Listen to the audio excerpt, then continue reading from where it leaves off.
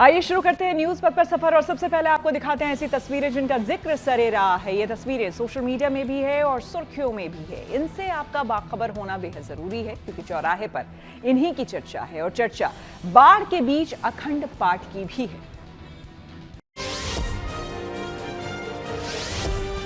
जम्मू कश्मीर में छड़ी मुबारक यात्रा अमरनाथ की ओर रवाना हो गई। इससे पहले पंपोर और दूसरी जगहों पर पूजा अर्चना हुई। इस मौके पर वहां बड़ी संख्या में साधु संत मौजूद रहे। अब ये छड़ी मुबारक पहलगाम होते हुए अमरनाथ पहुंचेगी। वैसे अमरनाथ यात्रा खराब मौसम और खराब रास्तों की वजह से एक हफ्ते पहले ही खत्म कर दी गई है, लेकिन इसका औपचारिक समापन 9 अगस्त को होगा, जब वहाँ अमरनाथ गुफा में छड़ी मुबारक को स्थापित किया जाएगा।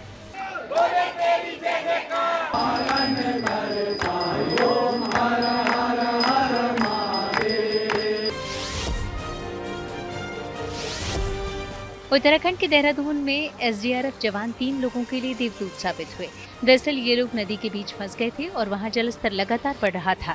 ऐसे में जैसे ही एसडीआरएफ को ये सूचना मिली तो उसके जांबाज मौके पर पहुंचे और तीनों को नाव से रेस्क्यू कर लिया।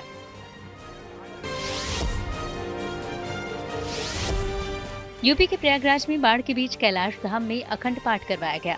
दरअसल शहर के झूसी इलाके के कैलाश धाम और क्रिया योग आश्रम तक बाढ़ का पानी पहुंच चुका है। आश्रम की ओर जाने वाली सड़कें जलमग्न हो चुकी हैं और कैलाश धाम के कैंपस का एक हिस्सा भी पानी में डूब गया है। ऐसे में जनमानस की रक्षा के लिए कैलाश धाम में अखंड शिव पाठ का आयोजन किया गया है। इसमें संतों, श्रद्धालुओं, स्थानीय निवासियों ने मिलकर भगवान शिव से ये प्रार्थना शुरू की है कि गंगा अपने विकराल रूप छोड़कर दोबारा शांत रूप में लौट जाए। इस पाठ में महिलाएं, पुरुष और बच्चे बड़ी संख्या में भाग ले रहे हैं।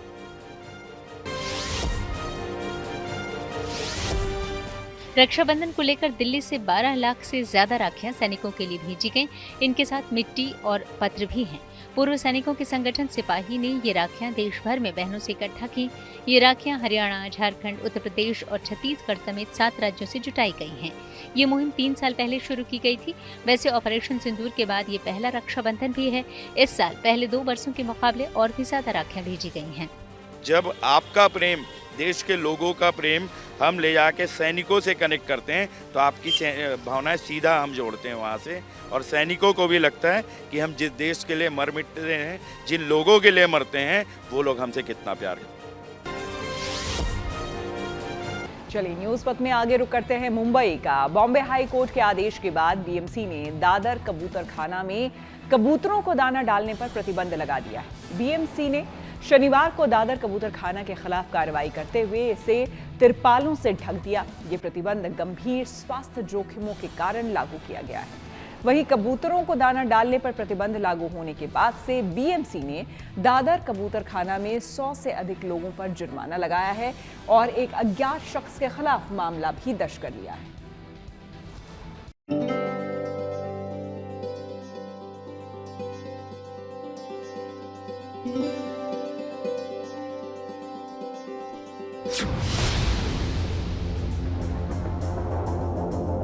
तो हमारी विनती है कि इनका जो है ना जल्दी से जल्दी ये खोल देवे, जिस तरह से दुकान वाले भी शांति से रह सके। 100 साल से कबूतर खाना है, ये इससे अच्छा स्पॉट कौन दे सकता है, कहाँ पे दे सकता है? और ये हजारों कबूतर पकड़ पकड़ के शिफ्ट कर पाएंगे अपन। देखो कोर्ट का हम लोग अमान्य नहीं कर रहे, कोर्ट के हम लोग साथ है, लेकिन कोर्ट ने कहीं ना कहीं स्पीड में निर्णय लिया हुआ है। ये 20 दिन के अंदर निर्णय लेने वाला चीज नहीं है। माया नगरी मुंबई में दादर का मशहूर कबूतर खाना भूरे रंग के तिरपाल की मोटी चादरों से ढक दिया गया है। बीएमसी की इस कार्रवाई का कई जगहों पर विरोध हो रहा है। जैन समुदाय के सदस्यों ने शहर के कबूतरों को दाना डालने वाले स्थानों को बंद करने के विरोध में कोलाबा में एक शांतिपूर्ण यात्रा निकाली। बीएमसी ने ये कदम 30 जुलाई को बॉम्बे हाई कोर्ट के आदेश के बाद उठाया है, जिसमें नगर निकायों को निर्देश दिया गया था कि वो दादर, पश्चिम सहित मुंबई के दूसरे चारागाह क्षेत्रों में कबूतरों को अवैध तरीके से खाना खिलाने वाले लोगों के खिलाफ एफआईआर दर्ज करें। बॉम्बे हाई कोर्ट के 20 जुलाई के एक ऑर्डर के बाद पूरी मुंबई में बर्ड फीडिंग जो है वो बैन की गई है। इस वक्त हम दादर कबूतर खाने में हैं और खासकर आप कह सकते हैं 51 जगह ऐसे ही मुंबई में जहां पर कबूतर खाने हैं या फिर जहां पर कबूतरों को दाना डाला जाता था। तो अभी ये दादर का आप देख रहे हैं जो कि बीएमसी ने कवर कर लिया है। इतना ही नहीं, यहाँ पे बीएमसी मार्शल्स है, क्योंकि कोर्ट के आदेश अनुसार जो लोग कबूतरों को दाना डाल रहे हैं उनके ऊपर एफआईआर भी करने का प्रावधान है, जो कि पुलिस कर रही है, जिसके चलते आप कह सकते हैं कि लोग काफी नाराज है। जैन कम्युनिटी का एक प्रोटेस्ट जो निकला था, हजारों लोगों ने कोलाबम में उसमें पार्टिसिपेट किया। मंगल प्रभात लोढ़ा जो कि मंत्री है सरकार में, उनका कहना है कि इस फैसले के क्या आप कह सकते हैं रिपरकशन हो सकते हैं, ये भी देखना चाहिए। इस वक्त एक लोकल रेसिडेंट दादर के हमारे साथ जुड़ रहे हैं नीलेश त्रिवाड़ी, उनसे इस विषय पर बात करते हैं कि कबूतर खानों पे बैन लग गया, कबूतर फीडिंग पे बैन लग गया, लेकिन उसके बाद क्या होगा, क्या स्थिति है, ये बताइए। अभी की फिलहाल स्थिति ये है कि कबूतरों का जो घर था वो बंद कर दिया, तो घर के अंदर जो कबूतर रहते थे वो बाहर आ गया। बाहर आने पर रोड के ऊपर रोज के हजारों कबूतर जो है ना गाड़ी, बस और स्कूटर के नीचे आके मर रहे। और अभी आज एक नई प्रॉब्लम चालू हो गई, मतलब जो कबूतर थे वो अभी दुकानों में घुसने चालू कर दिया, घर में घुसना चालू कर दिया। बेसिकली जहाँ भी खाना मिल रहा है भूख के मारे वहाँ जा रहा है, ऐसा नहीं, खाना ढूंढने के लिए जा रहे, मिल तो रही रहा है, खाना ढूंढने के लिए नीचे उतर रहे, दुकान में घुस रहे। अभी हम लोग दुकान वालों को भी ये तकलीफ हो गई कि हम कबूतर को बाहर निकालने बैठे। उससे अच्छा बेटर है कि तालपत्री निकालो, फिर से उनका घर खोलो, इसलिए हमारा घर कम से कम सुरक्षित रहे। कोर्ट ने सुनवाई के दौरान कहा था कि प्रशासन की रोक के बावजूद लोग अब भी कबूतर खानों में कबूतरों को दाना डालते दिखाई दे रहे हैं। बीएमसी के रिकॉर्ड के अनुसार मुंबई में मौजूद 51 कबूतर खानों की पहचान की गई है और अब इन पर निगरानी रखी जाएगी। बीएमसी और पुलिस की संयुक्त टीम अब लगातार पेट्रोलिंग और सीसीटीवी से निगरानी करेगी ताकि भविष्य में इस तरह की घटनाओं पर रोक लगाई जा सके। याचिका पर सुनवाई करते हुए हाईकोर्ट ने कबूतरों को अवैध रूप से भोजन दिए जाने की ओर इशारा करते हुए कहा कि ये मुद्दा सार्वजनिक स्वास्थ्य के लिए बेहद महत्वपूर्ण है। 3 जुलाई को महाराष्ट्र सरकार ने बीएमसी को सभी कबूतर चारागाहों को तुरंत बंद करने का निर्देश दिया था, जिसके बाद बीएमसी ने अवैध रूप से पक्षियों को खाना खिलाने वालों पर जुर्माना लगाकर कार्रवाई शुरू कर दी थी। मुंबई के कबूतर खानों को बंद करने का फैसला इसलिए लेना पड़ा क्योंकि कई विशेषज्ञों ने बताया कि कबूतरों की बीट और पंख में बैक्टीरिया और वायरस पाए जाते हैं जो सांस जैसी बीमारियों का कारण बन सकते हैं, विशेष रूप से दादर के चारागाह जैसे व्यस्त क्षेत्रों में जहां कबूतरों की बड़ी आबादी रहती है। ये भी मांगे कि डेडिकेटेड स्पॉट देना चाहिए, मतलब कोई स्पॉट एकदम से बंद करने के बजाय कोई स्पॉट। ये इससे अच्छा स्पॉट कहाँ पे है? आज 100 साल से कबूतर खाना है, ये इससे अच्छा स्पॉट कौन दे सकता है? कहाँ पे दे सकता है? और ये हजारों कबूतर पकड़ पकड़ के शिफ्ट कर पाएंगे अपन। बीएमसी बोल रही है कि कोर्ट का ऑर्डर है, कोर्ट का कहना है कि हेल्थ इशू है, इसको कैसे देखते हैं आप? देखो, कोर्ट का हम लोग अमान्य नहीं कर रहे, कोर्ट के हम लोग साथ है, लेकिन कोर्ट ने कहीं ना कहीं स्पीड में निर्णय लिया हुआ है। ये 20 दिन के अंदर निर्णय लेने वाला चीज नहीं है। आज बॉम्ब फूटा है तो उसका 20 साल में आया प्रॉब्लम, उसका सॉल्यूशन अभी 20 दिन के अंदर प्रॉब्लम पता चल गया उनको। आम पब्लिक को पूछो, यहाँ पे जितनी दुकानें उसको पूछो, आप ये पूरा वीडियो घुमाओ, एक भी दुकान में कांच नहीं लगा। इसका मतलब क्या है कि इनको कोई प्रॉब्लम नहीं है। तो आप कह सकते हैं यहाँ पर कबूतर खाने पे देखिए कि कबूतर जो है उसको उड़ाने के लिए जैसे वॉलंटियर रखे गए, लेकिन ये बात जो सामने आ रही है कि अब इतने कबूतर है, यानी कि सालों से जिस जगह पर फीडिंग हो रही है वो फीडिंग रुकने के बाद उसके जो रिपरकशन होते हैं वो कहीं ना कहीं स्थानिक लोगों को देखने मिल रहे, जिसका सॉल्यूशन प्रशासन ने देना चाहिए, ऐसी बात सामने रखी जा रही है।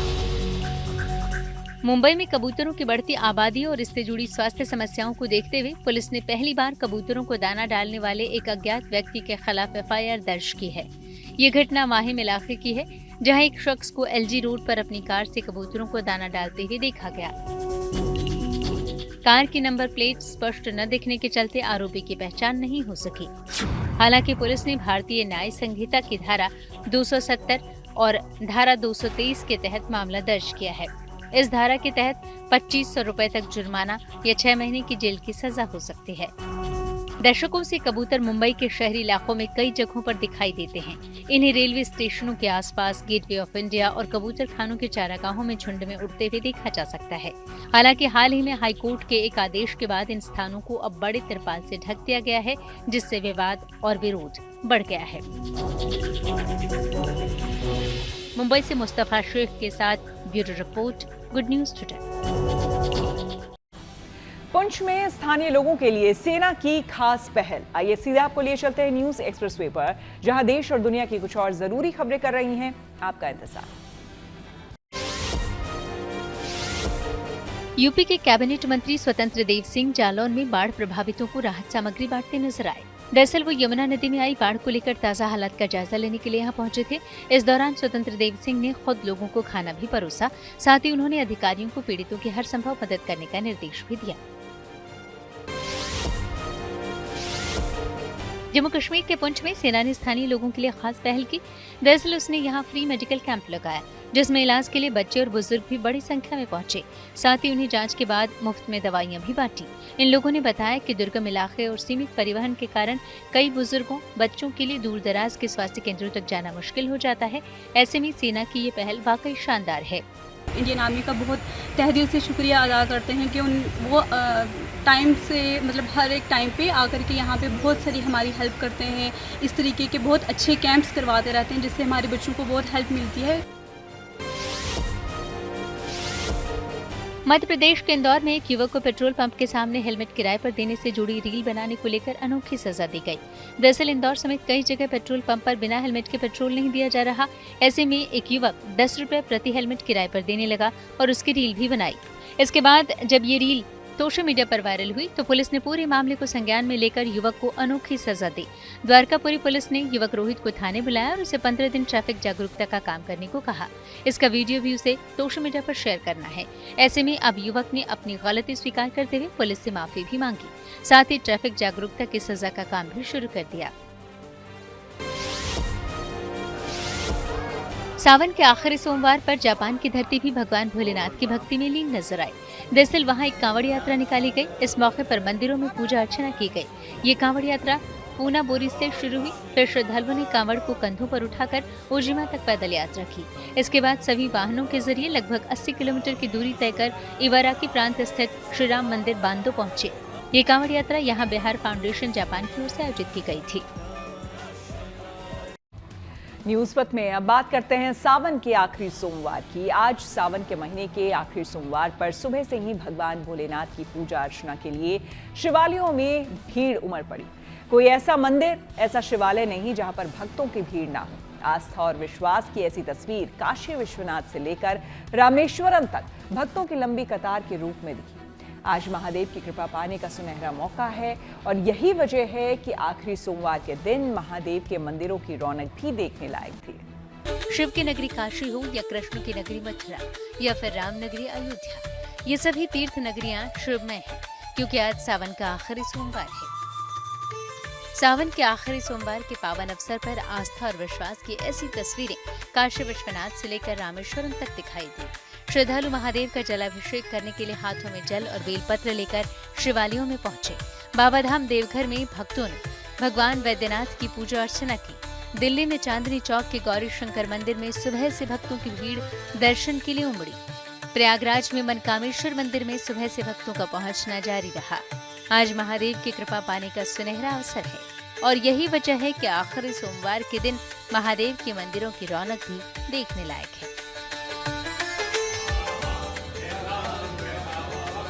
सावन के आखिरी सोमवार के दिन उज्जैन में बाबा महाकाल का भव्य दिव्य श्रृंगार किया गया।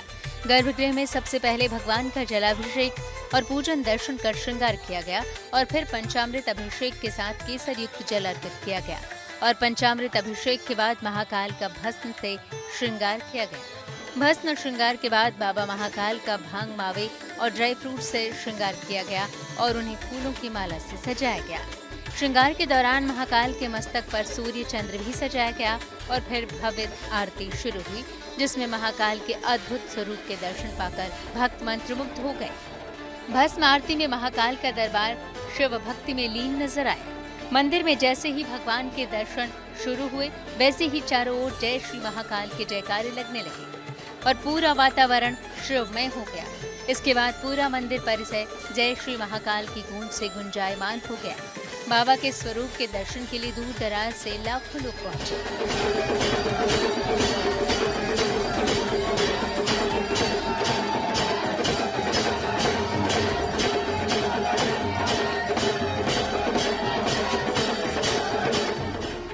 दरअसल मौका सोमवार का हो तो दिन और विशेष हो जाता है।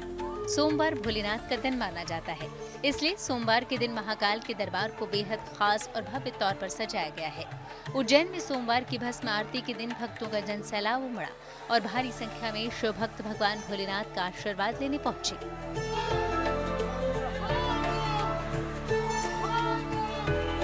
मुझे महाकाल में अद्भुत दर्शन हुए। महाकाल जी के आखिरी सोमवार था सावन का एंड इससे ज़्यादा बेहतर दर्शन हो नहीं सकते थे। पहली बार भस्म आरती अटेंड करी, वो भी सावन के आखिरी सोमवार को, अविस्मरणीय था। मतलब ऐसा कुछ कभी देखा नहीं और शायद कभी देखने को भी नहीं मिलेगा। मतलब तृप्त हो गया मन। एक छोटी सी भावना थी मन में कि कभी भी भस्म आरती देखना। महाकाल ने शायद बुलाया मेरी भावना को देखकर और मुझे बहुत खुशी हुई। 10 साल से मेरी इच्छा थी कि भस्म आरती की मैं दर्शन करूं और वो बाबा ने आज मुराद पूरी कर दी है। मतलब वो जो पॉजिटिव वाइब होती है ना, वो आज मुझे मिली है और मुझे बहुत ही अच्छा लगा है भस्म आरती में पार्टिसिपेट करके। महाकाल बाबा का मैं धन्यवाद करती हूँ दिल से कि मुझे इसका हिस्सा बनाया। काशी में बाबा विश्वनाथ धाम में भक्तों का उत्साह देखते ही बन रहा है। देश दुनिया के कोने कोने से भक्त बाबा विश्वनाथ के चरणों में शीश झुकाने पहुंचे। यूं तो यहाँ पूरे साल भक्तों की भारी भीड़ देखने को मिलती है, लेकिन सावन के आखिरी सोमवार के अवसर पर सुबह से ही शिव भक्त अपने आराध्य के दर्शन को आतुर दिखे। सावन के अंतिम सोमवार पर बाबा काशी विश्वनाथ के दर्शन के लिए भक्तों का हुजूम उमड़ पड़ा। पूरा वातावरण हर हर महादेव और बोलबम के उद्घोष के साथ गुंजायमान हो उठा। ओम नमः पार्वती पते। दूध, गंगाजल, बेलपत्र और फूल लिए श्रद्धालु और कांवड़िए सुबह से ही बाबा के दरबार में हाजिरी लगाने लगे। आज सावन का चौथा और अंतिम सोमवार है। देख सकते हैं जहां तक नजरें जा रही हैं वहां तक शिव भक्त यहां पर बाबा के दर्शन के लिए आए हैं, बाबा के अभिषेक के लिए आए हैं और इसको लेकर तमाम इंतजाम भी मंदिर प्रशासन की तरफ से, जिला प्रशासन की तरफ से किए गए। हमारे साथ कई श्रद्धालु आस्थावान मौजूद है। कहाँ से आप लोग आ रहे हैं? जी, मैं पटना से आया हूँ। बाबा का दर्शन बहुत शानदार हुआ है। आज हम भोले बाबा के दर्शन किए, बहुत बढ़िया लगा हमको। मल्टी लेवल सिक्योरिटी अरेंजमेंट है, साथ ही साथ मंदिर में गर्मी और उमस से बचाव के लिए पंखे हैं, कूलर हैं। इसके अलावा पेयजल की व्यवस्था की गई है। 5 अलग अलग मेडिकल टीम्स लगाई गई है और एग्जिट और एंट्री पॉइंट भी अलग अलग रखा गया है ताकि श्रद्धालुओं को किसी प्रकार की दिक्कत न होने पाए। प्रयागराज के प्राचीन सिद्धपीठ मनकामेश्वर महादेव मंदिर में श्रद्धालु भगवान भोलेनाथ का दर्शन करने पहुंचे और उन्हें दूध फूल अर्पित किया। श्री भक्तों ने पूजा अर्चना कर अपनी मनोकामना पूरी करने का आशीर्वाद लिया। हम इस वक्त प्रयागराज के मनकामेश्वर मंदिर में हैं और ये स्वयंभू शिवलिंग है। यहाँ भगवान भोलेनाथ काम को भस्म करके प्रकट हुए थे और यहाँ भगवान भोलेनाथ की पूजा की जा रही है और सुबह से ही भक्तों की भारी भीड़ लगी हुई है। हालांकि बारिश का समय है, लोग यहाँ पर आए हुए हैं। क्या कहेंगे, आज सावन का चौथा और आखिरी सोमवार है। बाबा भोलेनाथ सबके ऊपर कृपा करें। हम लोग पहले सोमवार से लगातार जो है दर्शन भोलेनाथ जी का कर रहे हैं और सुबह बारिश हो रही थी, उसके बाद भी भगवान का दर्शन करने आए हैं। यहाँ मनकामेश्वर भोले बाबा के यहाँ लोगों की मान्यताएं होती हैं। लोग अपने मन की जो भी मनोकामना यहाँ मांगते हैं वो आके पूरी जरूर से जरूर होती है। आज यहाँ इतनी बारिश हो रही है, फिर भी यहाँ पे इतनी भीड़ है, लोग इतने श्रद्धा से आए हैं, लोग की मनोकामना जरूर पूरी हो। सावन का आखिरी सोमवार हो या पहला दिन हो, हर दिन लगता है कि भगवान जी का ही प्रिय दिन है। तो आज हम लोग बहुत ज्यादा खुश हैं और यहाँ पे भक्तों की बहुत ज्यादा भीड़ उमड़ी हुई है। सब लोग अपनी आस्था लेकर यहाँ पे आए हुए हैं और भगवान जी से यही मनोकामना है कि वो हम लोगों को यहाँ पे खुश रखें और जल्दी सफल करें। शिव के 12 ज्योतिर्लिंगों में से एक देवघर के बाबा वैद्यनाथ मंदिर में भी आस्था का सैलाब देखने को मिला। सुबह से हजारों शिव भक्त बाबा का जलाभिषेक करने के लिए पहुंचे। देवघर में आस्था का समंदर देखने लायक था। गाजियाबाद के श्री दूधेश्वर नाथ महादेव मंदिर में आस्था और भक्ति की ऐसी ही तस्वीर देखने के लिए मिली, जहां शिव भक्त पूजा की थाली लेकर महादेव की पूजा अर्चना करने पहुंचे। महिलाओं ने पूजा अर्चना करके भगवान शंकर की आरती उतारकर आशीर्वाद लिया। सोमवार का दिन महादेव की कृपा पाने का दिन है। क्या नेता और क्या अभिनेता, हर कोई महादेव की कृपा पाने के लिए शिवालयों में पहुंचे। आज सुबह दिल्ली की मुख्यमंत्री रेखा गुप्ता ने वैद्यनाथ मंदिर में महादेव का अभिषेक किया और शिव जी का आशीर्वाद लिया। सावन महीना जप, तप और ध्यान के लिए उत्तम माना जाता है और सावन में पड़ने वाले सोमवार का खास महत्व माना गया है। इस दिन पूजा करने से न केवल चंद्रमा बल्कि भगवान शिव की कृपा भी मिलती है। सावन के सोमवार को भगवान शिव की आराधना करने से समस्याओं से मुक्ति भी मिलती है। वाराणसी से रोशन जायसवाल और प्रयागराज से पंकज श्रीवास्तव के साथ bureau report, good news today. News पथ पर आगे है धन बाजार, जहां शेयर बाजार से लेकर कारोबार तक की सभी अहम खबरें होती हैं, जिसका सीधा रिश्ता आपकी आमदनी आपकी जेब से होता है। तो तेज रफ्तार खबरों के बीच ये जरूरी खबरें छूट ना जाए, इसलिए सीधे आपको लिए चलते हैं धन बाजार। हफ्ते के पहले कारोबारी दिन शेयर बाजार में बढ़त देखने को मिली। सोमवार को सेंसेक्स 419 अंक बढ़कर 81,019 पर बंद हुआ। वहीं निफ्टी भी 157 अंक ऊपर चढ़ा, ये बढ़कर 24,723 पर पहुंच गया।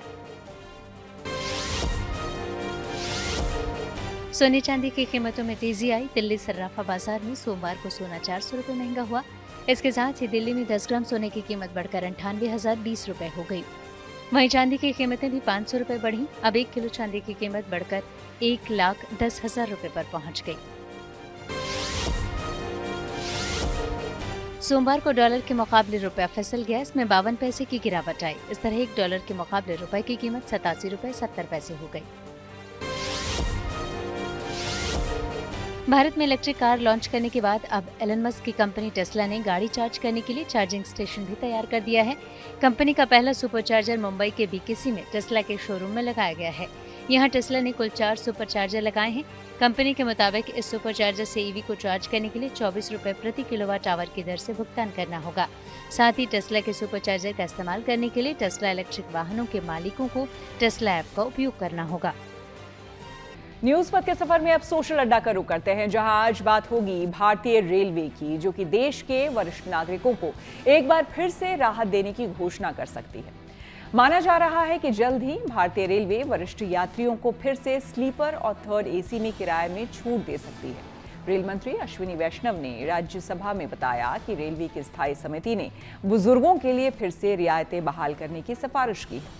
कुछ सांसदों ने वरिष्ठ नागरिकों को ट्रेन में रियायतें बहाल करने का मुद्दा उठाते हुए रेलवे की स्थायी समिति की सिफारिशों पर विचार करने को कहा है। दरअसल कोविड महामारी से पहले भारतीय रेलवे 60 साल से अधिक उम्र के पुरुषों को 40% छूट देती थी। वहीं 58 साल से अधिक उम्र की महिलाओं को रेल किराए में 50% की छूट दी जाती थी। वरिष्ठ नागरिकों को रेल किराए में ये छूट सभी मेल, एक्सप्रेस और राजधानी जैसी ट्रेनों पर लागू थी, लेकिन कोरोना महामारी से ये सुविधा बंद कर दी गई थी। रेल मंत्री अश्विनी वैष्णव ने कहा है कि रेलवे की तरफ से सभी यात्रियों को पहले से ही औसतन 45% सब्सिडी मिल रही है। इसका मतलब ये हुआ कि अगर रेल यात्रा की लागत 100 रुपए है तो यात्रियों से औसतन सिर्फ 55 रुपए किराया लिया जाता है। इसके अलावा रेलवे की तरफ से दिव्यांगजनों, कैंसर समेत 11 तरह के मरीजों और छात्रों के लिए विशेष छूट अभी भी जारी है। रेल मंत्री ने बताया कि रेलवे देश की जनता को सस्ती सेवाएं देने के लिए हमेशा प्रयासरत है। सरकार ने फिलहाल सीनियर सिटीजन्स के लिए रेल किराए में छूट को बहाल नहीं किया है, लेकिन समीक्षा के बाद स्वीकार करके ये संकेत जरूर दे दिया है कि आने वाले दिनों में वरिष्ठ यात्रियों को फिर से राहत मिल सकती है। इस मुद्दे पर हमने उत्तर प्रदेश के चंदौली में वरिष्ठ नागरिकों से बात की और उनकी राय जानी।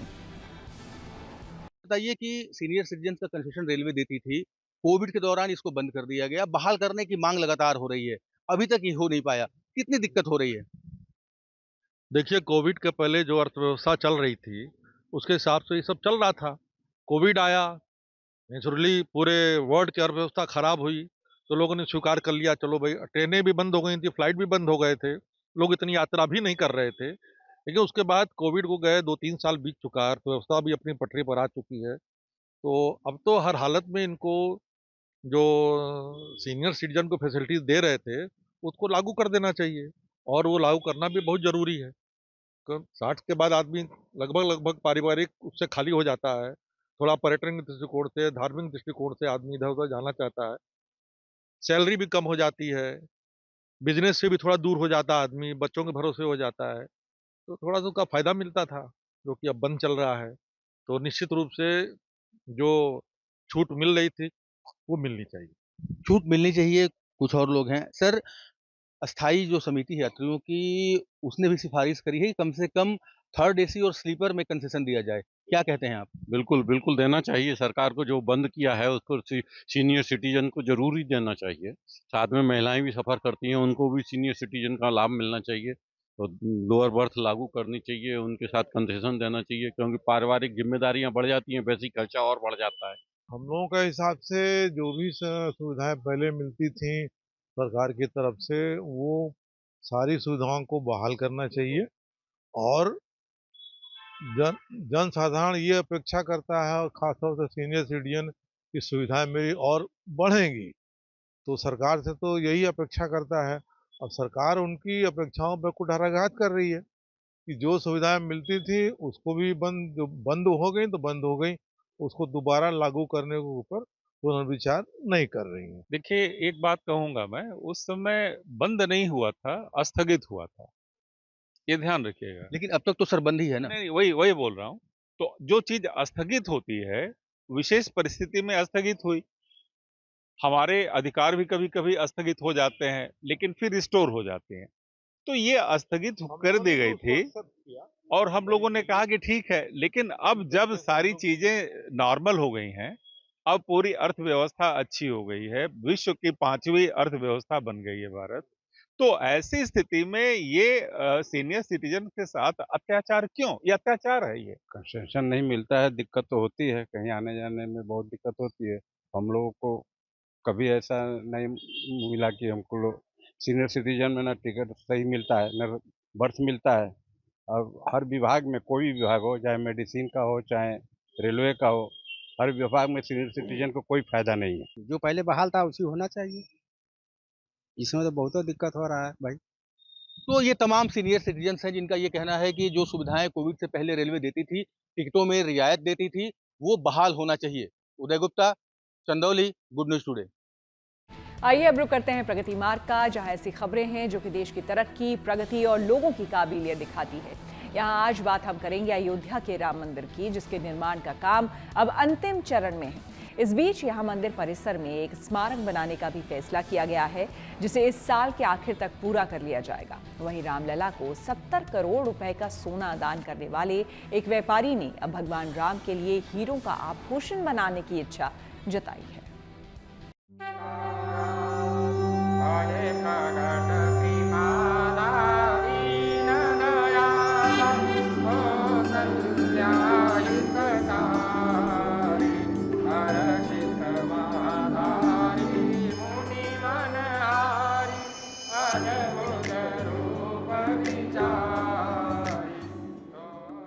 अयोध्या में राम मंदिर निर्माण का काम अंतिम चरण में है। मंदिर के आसपास के परिसर में भी विकास का काम तेजी से चल रहा है। कोशिश है कि साल के आखिर तक मंदिर अपने भव्य स्वरूप में पूरी तरह से अस्तित्व में आ जाए। इस बीच मंदिर परिसर में एक नई इमारत की योजना बनी है। ये इमारत असल में एक स्मारक होगा, जो राम मंदिर के निर्माण के लिए बलिदान देने वालों को समर्पित होगा। ये स्मारक सप्तऋषि मंदिर के पास बनाया जाएगा। ये 11 मीटर ऊंचा होगा और ग्रेनाइट पत्थरों से बनाया जाएगा। स्मारक का डिजाइन तैयार कर लिया गया है और इसे इसी साल के आखिर तक यानी दिसंबर 2025 में ही पूरा करने का लक्ष्य रखा गया है। एक अवश्य जो पहले कार्यक्रम में नहीं था, उसे सम्मिलित कर लिया गया है, वो है पूर्ण आत्माओं का एक स्मारक, जो कि परिसर में सप्तऋषि मंदिर के निकट बनाया जाएगा। वो ऊंचाई में लगभग 11 मीटर का ऊंचा होगा। ग्रेनाइट के पत्थर से बनाया जाएगा। इसकी डिजाइन इत्यादि कल इसे अंतिम स्वरूप दे दिया गया है। राम मंदिर निर्माण समिति की कोशिश है कि मुख्य मंदिर का काम 4 महीने के भीतर पूरा करके ट्रस्ट को सौंप दिया जाए। केवल 2 परियोजनाएं हैं, एक सभागार और एक संग्रहालय, जो अगले साल पूरी हो पाएंगी। राम मंदिर निर्माण समिति के मुताबिक 15 अगस्त के बाद राम मंदिर की बाउंड्री वॉल का काम भी आधुनिक तकनीक से शुरू हो जाएगा। 18 अगस्त को कंपनियां लाइटिंग का डेमो पेश करेंगी। राम मंदिर में लगने वाली फसाड लाइटिंग का टेंडर भी 5 करोड़ रुपए में फाइनल हो गया है। पहले इसकी लागत 52 करोड़ रुपए आंकी गई थी। बाकी सभी ढांचागत कार्य इस साल के आखिर तक यानी दिसंबर 2025 तक पूरे कर लिए जाएंगे। ऑडिटोरियम और म्यूजियम का काम 2026 के मध्य तक पूरा होगा। राम मंदिर की भव्यता के लिए तो काम चल ही रहा है। इस बीच एक भक्त ने रामलला को हीरों के आभूषण भेंट करने की भी गुजारिश की है। ये वही भक्त हैं जो पहले भी 70 करोड़ के सोने के आभूषण भगवान को भेंट कर चुके हैं और इसके लिए राम मंदिर निर्माण समिति की ओर से उन्हें हरी झंडी भी मिल चुकी है। कारीगरों को माप लेने की अनुमति दे दी गई है।